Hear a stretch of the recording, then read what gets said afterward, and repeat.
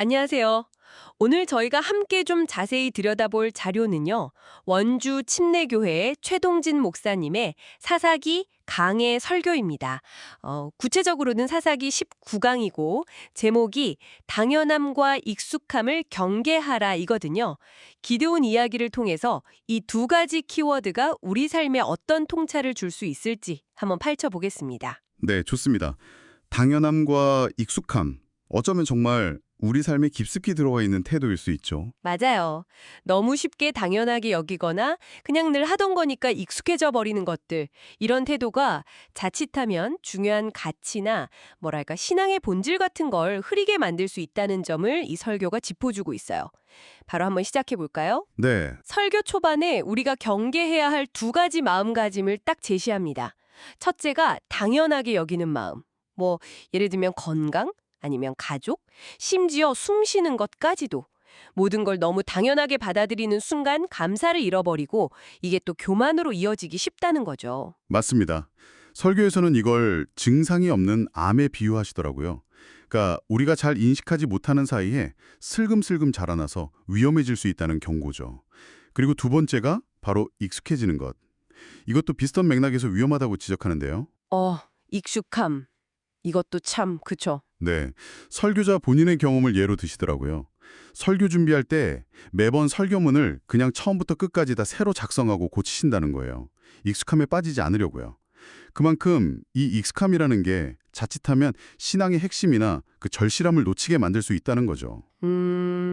정말 중요한 지적이네요. 이런 관점을 가지고 이제 사사기, 기드온 이야기로 넘어갑니다. 기드온 하면 사실 하나님께 부름받긴 했지만 처음엔 굉장히 소심하고 두려움이 많았던 인물이잖아요. 그렇죠. 하나님이 여러 번 확실한 증표를 보여주셨는데도 말이죠. 바위에서 불이 나온다거나 그 유명한 양털 뭉치 이슬 사건 같은 거요.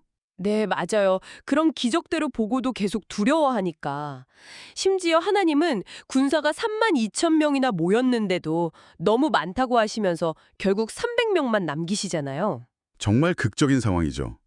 그 두려움의 극에 달했을 때 하나님이 기드온에게 좀 특별한 방식으로 확신을 주려고 하세요.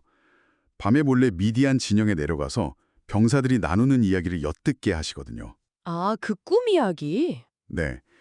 한 병사가 꿈을 꿨는데 보리떡 한 덩어리가 굴러와서 미디안 장막을 쳐서 무너뜨렸다는 꿈이요. 그걸 들은 다른 병사가 해몽을 해주는데 이건 다른 게 아니라 이스라엘 사람 요아스의 아들 기드온의 칼이다. 하나님이 미디안과 모든 진영을 그의 손에 넘겨주셨다 이렇게 말하거든요. 아, 모든 진영? 이 모든이라는 단어가 중요하다고 하셨죠. 네, 바로 그겁니다. 설교에서 이 부분을 아주 예리하게 분석해요. 기드온이 이 말을 듣고 용기를 얻어서 이스라엘 진영으로 돌아오거든요. 그리고 300명 용사들에게 외칩니다. 일어나라. 여호와께서 미디안과 그 진영을 너희 손에 넘겨주셨느니라. 잠깐만요. 모든이 빠졌네요. 미디안 병사는 모든 진영이라고 했는데 기드온은 그냥 그 진영이라고 했군요. 맞아요. 원문으로 보면 그 차이가 더 명확한데요. 설교자께서는 이게 그냥 단순한 실수나 생략이 아니라고 보세요. 이건 기드온 마음속에 여전히 남아있는 그 100% 확신하지 못하는 믿음, 약간의 불안함이 드러난 거라고 해석하시는 거죠. 아, 그러니까 하나님이 모든 걸 주신다고 했는데 혹시나 완전히 이기지 못하면 어쩌나 하는 마음 때문에 자기도 모르게 그 약속의 범위를 좀 축소해서 선포했다. 이런 건가요? 네, 그런 해석입니다. 하나님의 계시를 온전히 가감없이 받아들이지 못하고 무의식적으로 자신을 위한 약간의 여지를 남겨둔 행동이라는 분석이죠. 와, 정말 흥미로운 해석인데요. 그리고 또 하나 중요한 포인트가 있죠. 기드온이 전투 직전에 300명 용사들에게 외치라고 명령한 구호 말이에요. 아, 네. 여호와를 위하라. 여기서 딱 끝났으면 좋았을 텐데 네. 근데 뒤에 뭘 덧붙이죠? 기드온을 위하라. 이걸 붙여요. 그렇죠. 설교에서는 이 부분을 당시 가나안 왕들이 전쟁할 때 쓰던 방식과 비교합니다. 예를 들어 바알을 위하라, 또 우리 왕 아무개를 위하라 이런 식으로 외쳤다는 거죠. 아, 그러니까 하나님의 승리에 자기 이름을 은근슬쩍 같이 얻는 듯한 그런 뉘앙스라는 거군요. 네. 무의식 중에라도 자신을 드러내고 싶은 마음, 자기공을 좀 내세우고 싶은 마음이 표출된 거라고 보는 거죠. 하나님의 영광과 자기 이름을 나란히 놓으려는 시도. 이것 역시 앞에서 말한 그 익숙함과 당연함에서 비롯된 교만의 한 단면일 수 있다는 거예요. 결국 이런 태도가 어떤 결과로 이어졌는지도 설교에서 짚어주죠. 네. 전쟁에서 승리한 후에 이스라엘 백성들이 하나님께 영광을 돌리는 게 아니라 기드온에게 찾아와서 당신과 당신의 아들과 당신의 손자가 우리를 다스려 주십시오. 이렇게 요구하잖아요. 아, 맞아요. 사사기 8장에 나오죠. 네.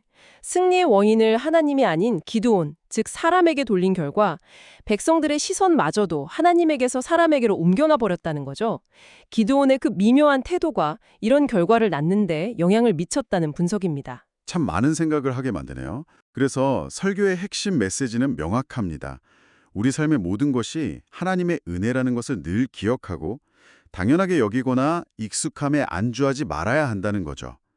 하나님의 말씀을 100% 있는 그대로 믿고 받아들이고 나 자신을 드러내기보다는 오직 하나님의 영광을 위해 살아갈 때 하나님께서 오히려 우리를 높여주신다는 점을 강조합니다. 네, 그걸 위해서 꾸준한 노력이 필요하겠고요. 그렇죠. 말씀, 기도, 예배 생활을 통해서 영성을 계속 지키고 또 이 설교가 전해진 곳이 원주 침례교회 금요 성령 집회였던 것처럼 정기적인 어떤 영적 훈련의 시간을 통해 늘 깨어 있으려는 노력이 필요하다고 역설합니다. 오늘 최동진 목사님의 설교를 통해서 당연함과 익숙함이라는 두 가지 함정, 그리고 기드온의 이야기를 좀 깊이 들여다봤습니다. 하나님의 그 놀라운 역사하심 속에서도 여전히 드러나는 어떤 인간적인 나약함이나 자기 일을 드러내려는 그런 미묘한 마음들이 어떻게 작용할 수 있는지 생각할 거리를 많이 던져주네요. 네, 맞아요. 모든 것을 온전히 하나님께 맡기고 그분의 영광만을 구하는 태도가 정말 중요하면서도 또 한편으로는 우리에게 참 쉽지 않은 과제라는 걸 다시 한번 느끼게 됩니다. 어쩌면 기드온의 모습 속에서 우리 자신의 모습을 발견하기도 하고요. 오늘 이 이야기 들으시면서 혹시 여러분의 삶 속에서는 너무 당연하게 여기거나 혹은 너무 익숙해져서 그 가치나 감사를 혹시 잊고 있는 영역은 없는지 한번 조용히 돌아보시는 건 어떨까요? 여러분 각자의 성찰에 작은 불씨가 되었기를 바랍니다.